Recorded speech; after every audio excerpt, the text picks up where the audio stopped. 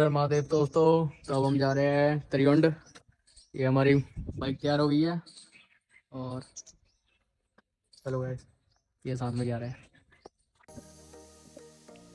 स्वागत है आपका एसके ब्लॉग वेंचर्स में। आज का ब्लॉग सिर्फ एक राइड नहीं बल्कि एक कंप्लीट गाइड है त्रियुंड ट्रैक के लिए। अगर आप भी प्लान कर रहे हो ये ट्रिप तो ये वीडियो एंड तक जरूर देखना। तो मैं और अक्षित निकल रहे हैं फगवाड़ा से त्रियुंड ट्रैक और ये पूरा सफ़र होने वाला है हमारी क्लासिक 350 पर। रूट होगा फगवाड़ा से हम हुशियारपुर जाएंगे, चिंतपूर्णी, कांगड़ा, धर्मशाला, मकलोडगंज के बाद फिर त्रियुंड ट्रैक हमारा स्टार्ट हो जाएगा। ये एक बजट फ्रेंडली ट्रिप भी है जिसमें मैं आपको बताऊंगा कि कितना खर्च लगेगा, कहाँ रुकना बेस्ट है और कैसे आप भी आराम से यहाँ आ सकते हो। अभी बज रहा है सुबह के 7 और देखते हैं हम त्रियुंड कब तक पहुंचते हैं। अभी हम जाएंगे हुशियारपुर के रास्ते से, फगवाड़ा से हम निकल रहे हैं और यहाँ से नीचे से जाना पड़ेगा, पर हम वो रास्ता फॉलो नहीं करेंगे, हम जाएंगे एक शॉर्टकट से।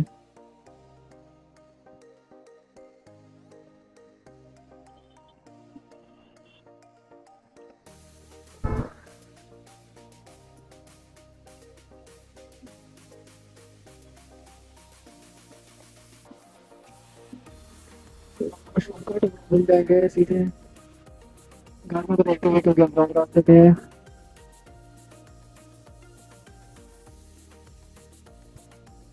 ओके, ये पुल उतरने के बाद अब हम हैं हुशियारपुर रोड पर। सुबह से ड्राइव करने का यहाँ तो सीन है कि इधर ना ट्रैफिक नहीं मिलेगा आपको हुशियारपुर के रोड पे। हम दुकान लगाकर सीधे निकलेंगे, मजे करते हुए अपने ड्राइव एंजॉय करते हुए।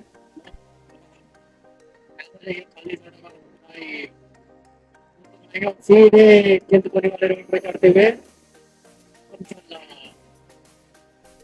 एक लॉन्ग राइड के लिए सबसे जरूरी सवाल, कितना फ्यूल लगेगा? तो भाई 1200 का पेट्रोल भर दिया है और जो मकलोडगंज तक आराम से चलेगा। ये देखना इंटरेस्टेड होगा कि ये अप डाउन ट्रिप कवर कर पाएगा या नहीं, पर कर तो पाएगा, आई नो।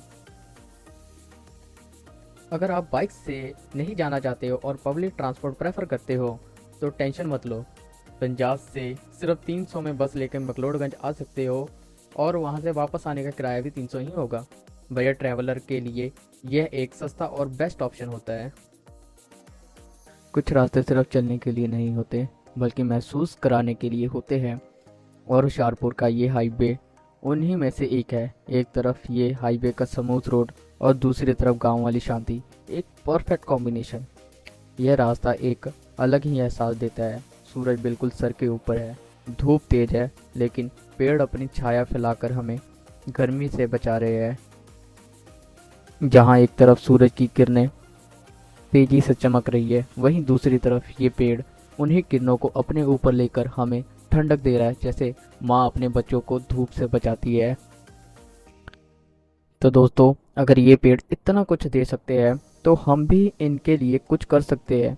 पेड़ लगाएं और नेचर को बचाएं, क्योंकि ये सिर्फ हमारी ज़िंदगी का हिस्सा नहीं बल्कि हमारी धरती का एक साथी है।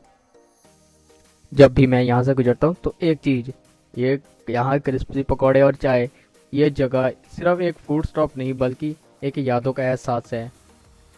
भाई ये जो प्याज वाली चटनी है ना, कसम से टू मच टेस्टी। अगर आप कभी यहाँ आए तो इससे मिस मत करना। हमने यहाँ 250 ग्राम पकौड़े लिए जो हमें 70 रुपये के पड़े और 2 कप चाय ली जो 20 रुपये की ही थी। तो हमारा टोटल 90 रुपये में ये ब्रेकफास्ट कंप्लीट हो गया। और ये तो बस शुरुआत है। मैं आपको बताऊंगा कि मकलोडगंज जैसे एक्सपेंसिव सिटी में भी हमने 2500 से कम बजट में पूरा ट्रैक कैसे कंप्लीट किया। अगर आप भी बजट ट्रैवलर हो या सोलो बैकपैकिंग प्लान कर रहे हो तो ये वीडियो आपके लिए एक परफेक्ट गाइड होने वाला है। कभी सोचा है जब दिन हो या रात, सिर्फ ऑफिस से घर, घर से ऑफिस का सिलसिला चल रहा हो और दिमाग में एक इनविजिबल सा स्ट्रेस अटका हो, तब क्या करना चाहिए? बस एक बार निकल जाओ कहीं भी। अगर आप कहीं घूमने नहीं जा गए हो तो भाई एक बार ज़रूर जाओ।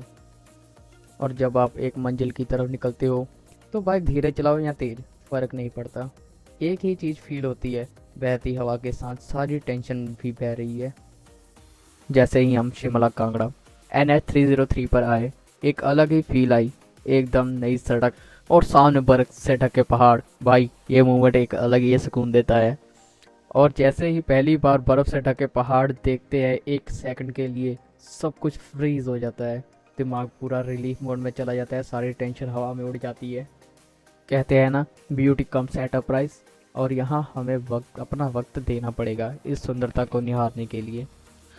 और फाइनली एक लंबी राइड के बाद हम वाकसुनाग टेम्पल पहुंचे। पर जो चीज़ सबसे ज़्यादा नेक्स्ट लेवल थी, नेचुरल स्विमिंग पूल। एक तरफ पहाड़ों का सुकून, दूसरी तरफ पहाड़ों की शांति, और बीच में ये ठंडा एकदम फ्रेश ग्लेशियर वाटर का पूल। भाई हर एक चीज़ की एक दूसरे की सुंदरता बढ़ा रही थी। मैं तो बस पानी देखते ही उसमें कूद गया। पर सच में भाई ये बहुत ठंडा पानी था।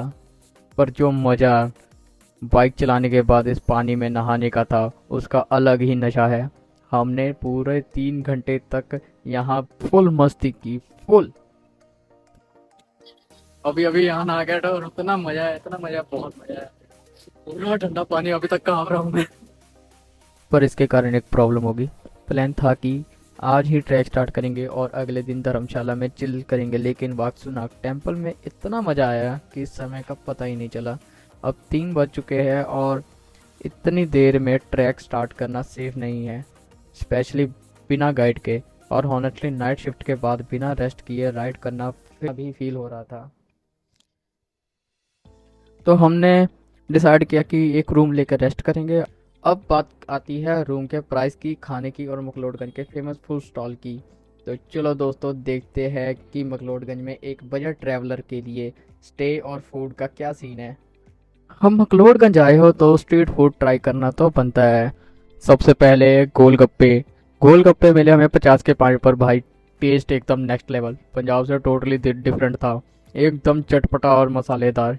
खा के फुल मज़ा आ गया। फिर हमने चिकन मोमोज ट्राई किए, 120 में 1 प्लेट। और भाई एकदम मतलब मसाले जो अंदर भरे थे ना, पूरा मज़ा आ गया।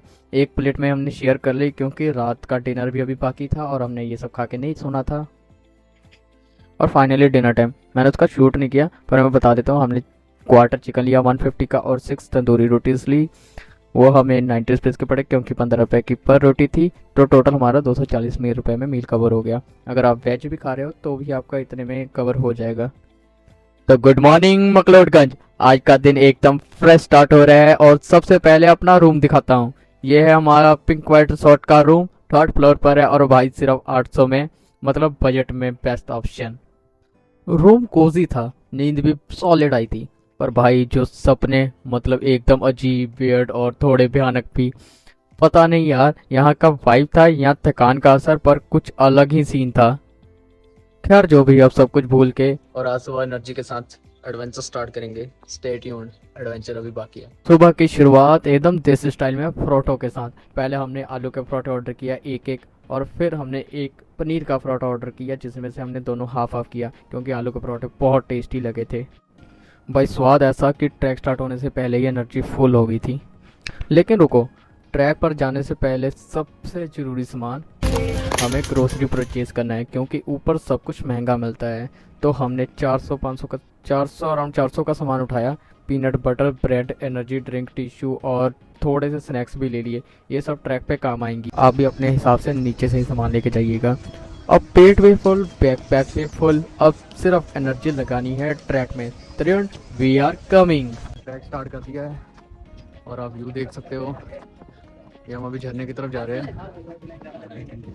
और एक बात, यहाँ आने के 2 रास्ते हैं, एक वाटरफॉल साइड से और दूसरा धर्मकोट साइड से। धर्मकोट साइड से आपको 9 किलोमीटर पड़ेगा पर रूट इजी है। वाटरफॉल वाली साइड से आपको 5 किलोमीटर पड़ेगा पर थोड़ा सा टफ है।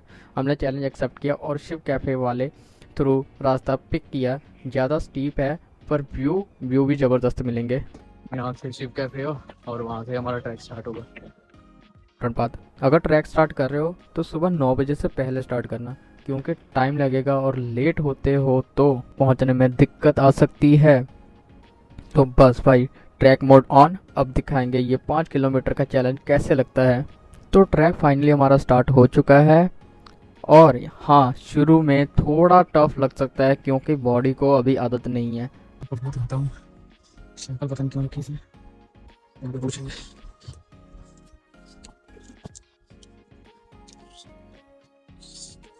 रास्ता बिल्कुल स्ट्रेट है, सीधा, और अभी से ही हमारी बस हुई है। आगे पता नहीं क्या होगा। ट्रैक के यहाँ पे मैं थोड़ा सा आपको टिप देना चाहता हूँ। अगर आप भी ट्रैकिंग कर रहे हो तो एक बात हमेशा याद रखना, चलते वक्त स्मॉल स्टेप लो, बड़ी स्टेप लेने से जल्दी थक जाओगे। अपनी स्पीड कांस्टेंट रखो, कभी तेज कभी धीरे से एनर्जी वेस्ट होती है। बॉडी को वेट पुश मत करो, चिल करके स्टेमिना मैनेज करके छोड़ने चढ़ो। ज़्यादा रेस्ट मत लो, बार बार रुकने से बॉडी और हैवी फील होने लगती है। भाई पहले 15-20 मिनट डिफिकल्ट लगेंगे, पर जैसे तैसे बढ़ते रहोगे ट्रैक इजी होता जाएगा। हो चुकी है तलब मंजिल की, खुद को आग में झोंक देंगे। ठोकरें कहती है मारा जाएगा, हौसला कहता है देख लेंगे। Dream big work hard stay humble. From landmark to low spot every place has a story. तो हमने ये चैलेंज एक्सेप्ट किया है, पहाड़ की चोटी पे टेंट लगाएंगे।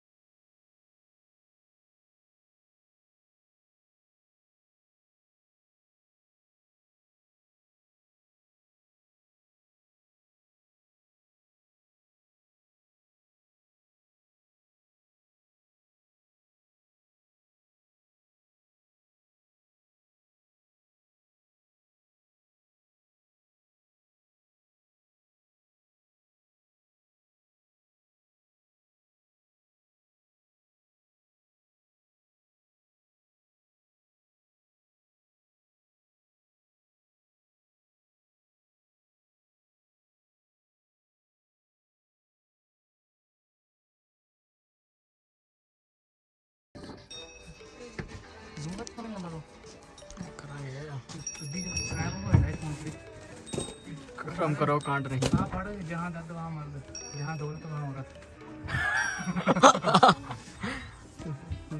Late nature be your guide. Guide ही लिखा ना, गाइड।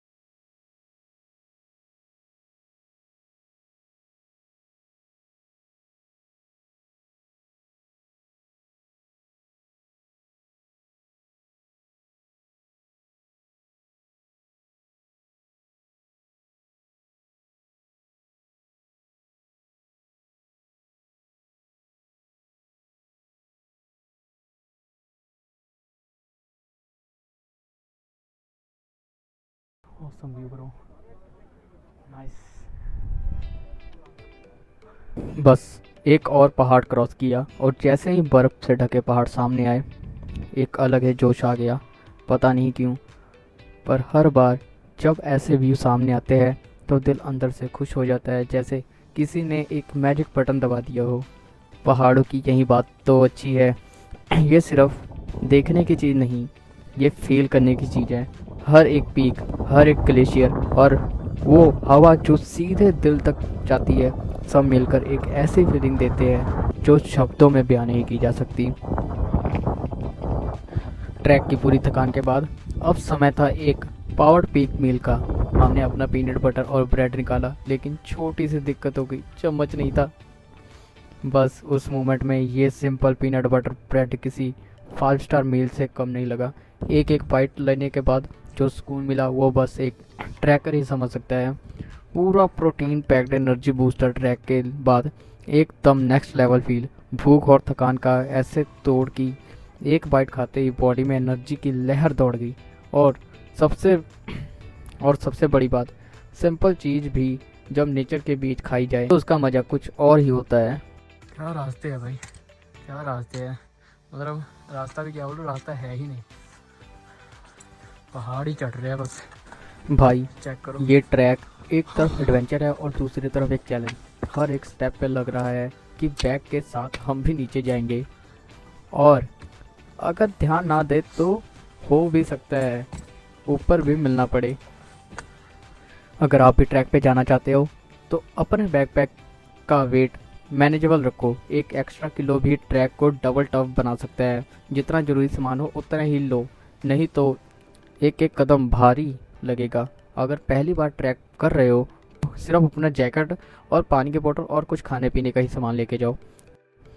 भाई ये कोई नॉर्मल ट्रैक नहीं था, यहाँ रास्ते नहीं थे, सिर्फ डायरेक्शन थी। दिमाग लगाना था, एक्सपीरियंस को यूज़ करना था और बस नॉर्थ की तरफ बढ़ना है। जब रास्ते ना हो तो सफ़र और भी खास हो जाता है। आप रास्ते देख ही रहे होंगे, यहाँ शायद कहना चाहिए कि रास्ते है ही नहीं, बस एक रोड ट्रेल, कहीं पत्थर और कहीं सिर्फ एक अंदाज़ा कि यहाँ से जाना सही होगा। हर कदम पे एक नया एडवेंचर का सामना पर इसी में तो एडवेंचर है। एक जगह रुक के सोचा, क्या यह ट्रैक है या एक यादगार सफ़र जो हमेशा याद रहेगा। नेचर के बीच एक ऐसा एक्सपीरियंस जो ज़िंदगी भर के लिए एक मेमोरी बन गया।